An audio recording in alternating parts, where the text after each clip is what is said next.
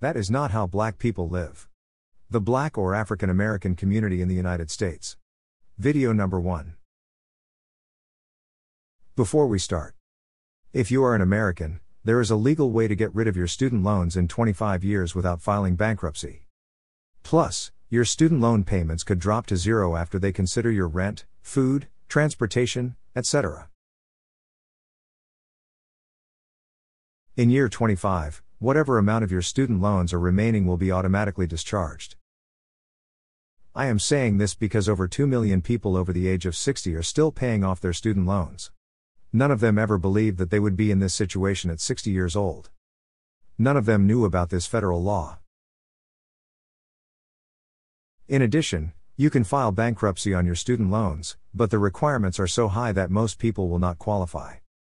I will leave a link to these videos in the description below.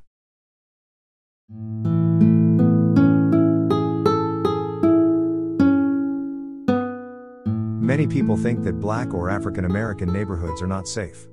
People believe that my community is filled with guns, drug dealers, and the majority of black people are poor. All of this is not true.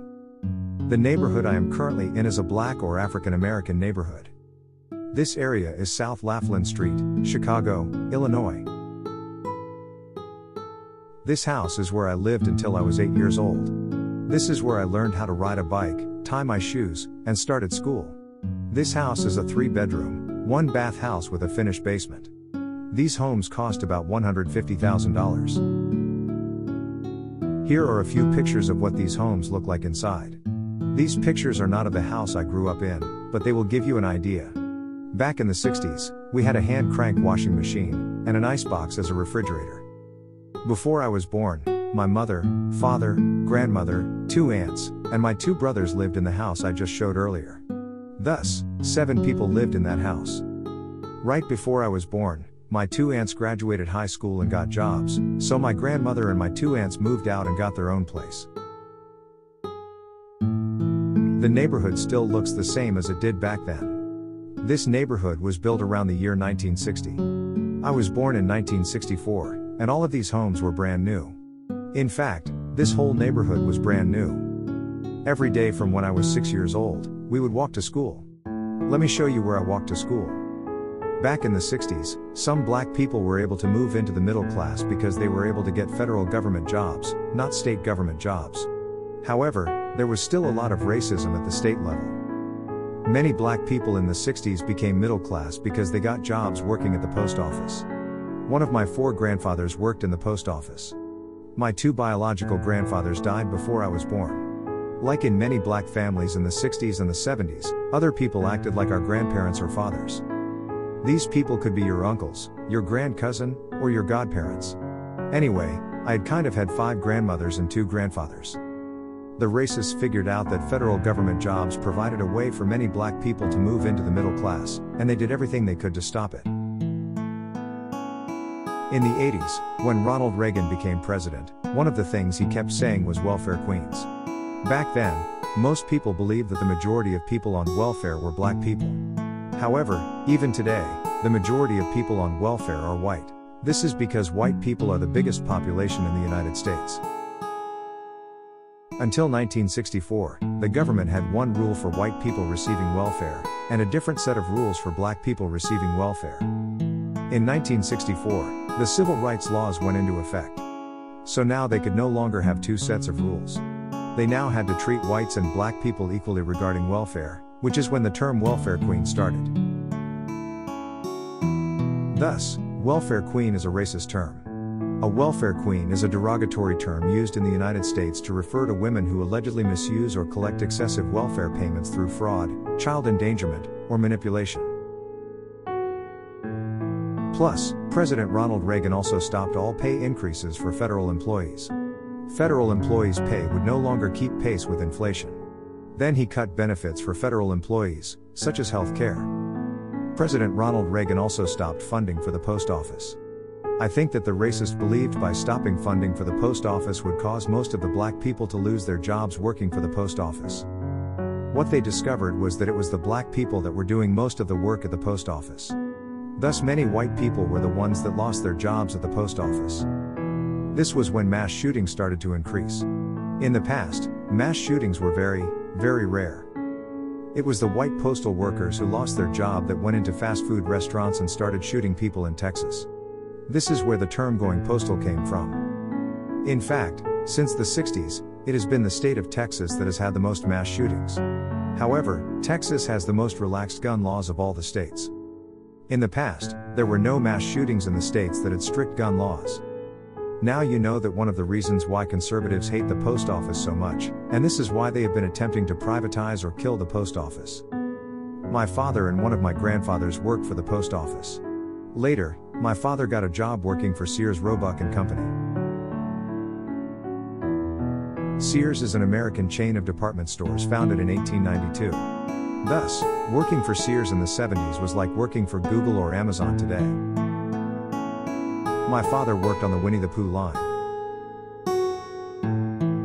Because of this, in the 70s, when Walt Disney World in Florida opened, we were one of the first families to stay at the park. Back in the 70s, there were no separate costs for anything at Walt Disney World. All the parks were connected, and you did not have to pay any additional costs to go from one part of Walt Disney World to another part of Walt Disney World.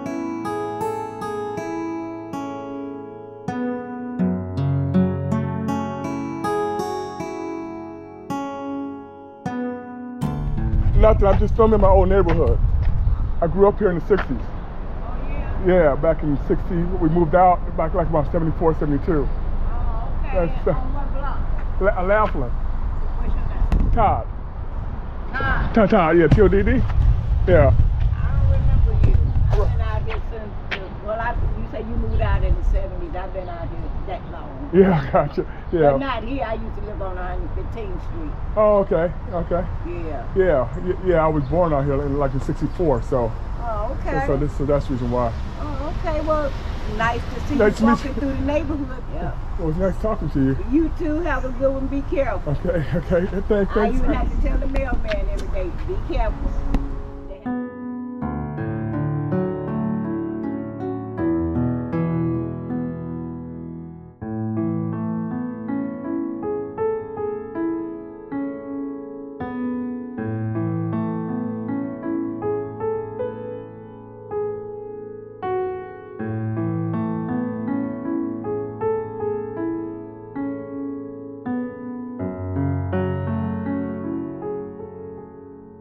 This is the school my brothers and I attended.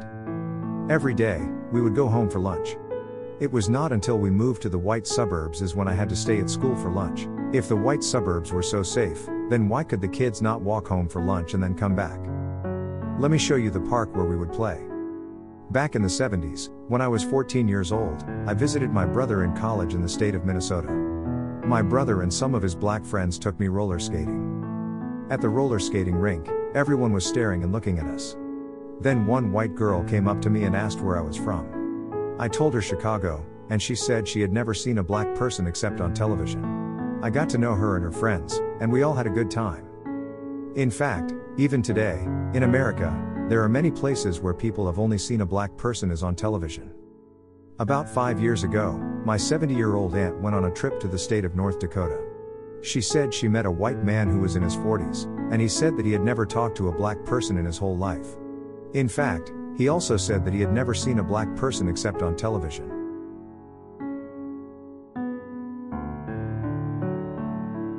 This is the park, and it was a big park, but since they built the community center, most people no longer use this park. The community center is at the back of the park.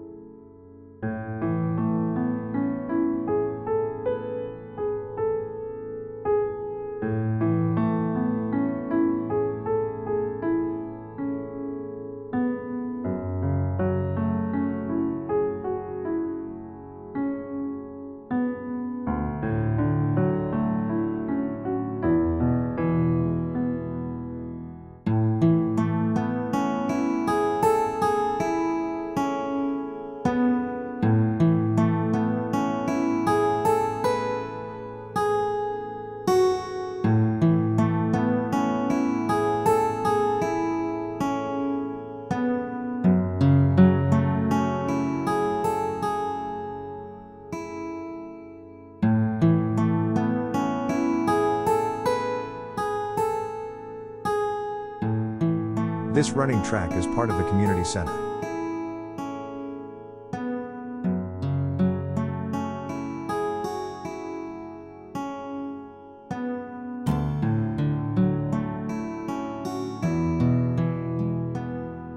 I cannot film inside, but I can show you their website.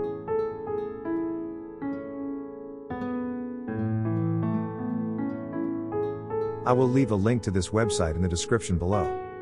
We, or this area, have always had a community center with a pool, but not as nice as this new community center.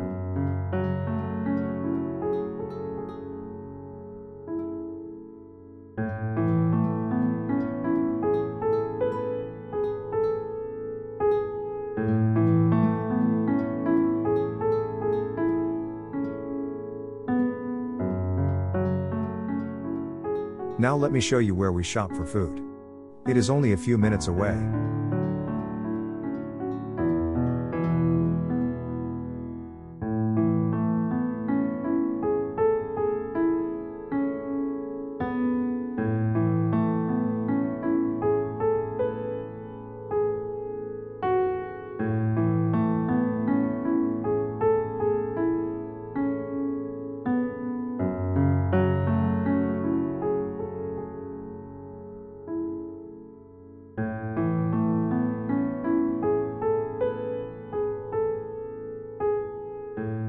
I am not going to review the cost of food in this video.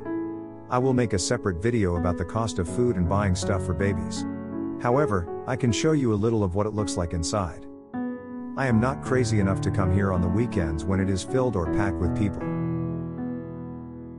Since we are almost halfway done with the video, remember to subscribe, hit the like button, or leave a comment.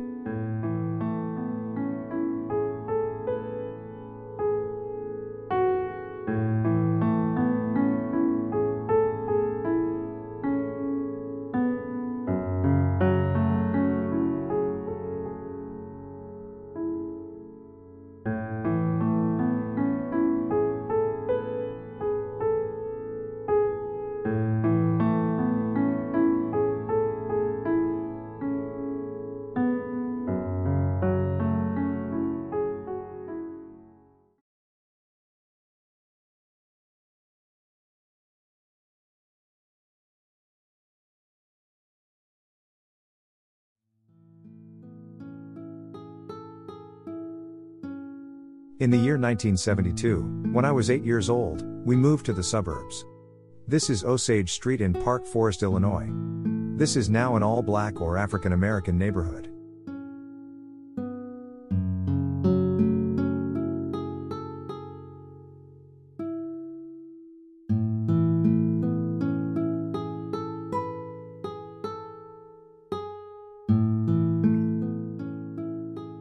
In fact, all of these homes on this street are custom-built homes, and all of them were built in the 60s. Because of this, I cannot give you the cost of each house. But the prices ranged from $100,000 to $500,000. In the 80s, when I was in college, at a university, a white girl said to me, a black man, that the television show called The Cosby Show, is that black people do not live that way.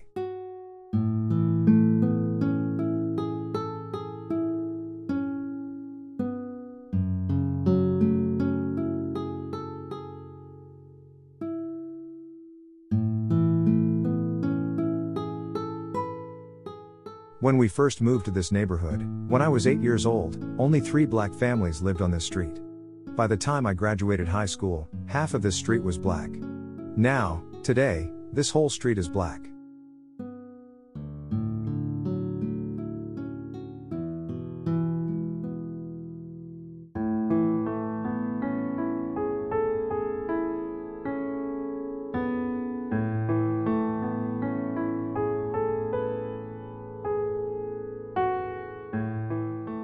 This was my parents' house. I cannot show you inside, but the top level has 4 bedrooms and 2 bathrooms. The next level has the living room with picture windows, a breakfast room, and a dining room with picture windows, with the kitchen in the middle. The mudroom is on the side with a full-size closet, and behind the mudroom is the laundry room. The next level is the family room with picture windows, and another bathroom. The next level is the finished basement with picture windows. So, the back of the house looks like a 3-story house.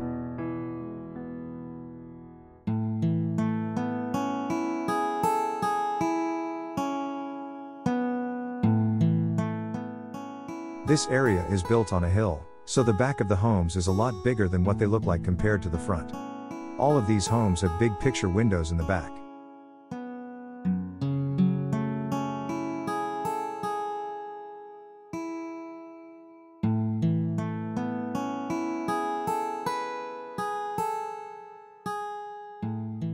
These are some of the friends I grew up with.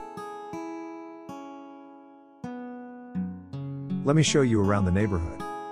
Growing up, we had fruit trees all over the place. When we walked to school, we picked apples, pears, and plums right off the trees. We had plum, pears, apples, and berry trees. Let me tell you that the taste of a fresh plum off the tree is nothing like what you buy in the stores today. I used to love plums, but not anymore. I think the people in Florida would tell you that picking an orange with brown or black spots from a tree is better than an orange from the store. The taste of an apple pie from apples freshly picked from the tree is a lot better than what you can get in any store today. What is upsetting is the fact that anything that is organic costs a lot of money. Back in the 60s, the 70s, and the 80s, everything was organic. Back then, in the 70s and the 80s, all beef was grass-fed, and all meats were organic. We would get fresh milk and eggs delivered every Thursday from the local farmer. Fresh unpasteurized milk.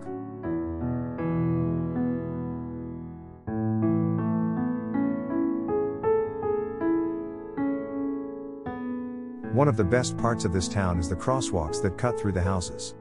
The town has not done a good job keeping the crosswalks in good shape.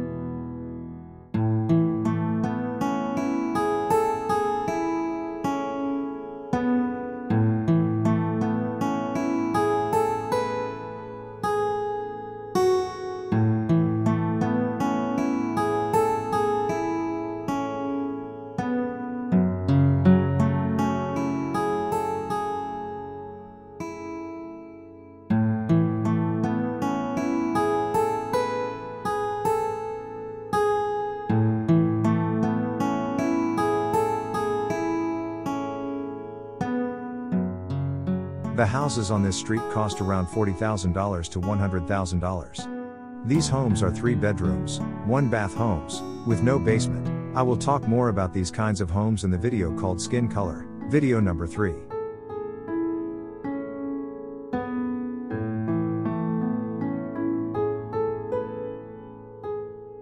Many white people are moving into black neighborhoods, because they have discovered that the same size home in a black neighborhood costs almost half as much compared to a white neighborhood. Plus, they have also discovered that our schools are just as good as the schools in white neighborhoods. This is the high school I went to, and as you can see, it was ranked as one of the best high schools in America.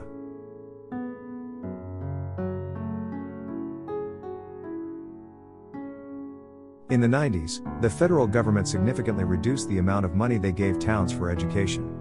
This is why property taxes are now equal to your monthly mortgage payment. Back in the 70s and the 80s, your property taxes were only 10% of your monthly mortgage payment. Before I close, I am just going to show you a little more of my old neighborhood.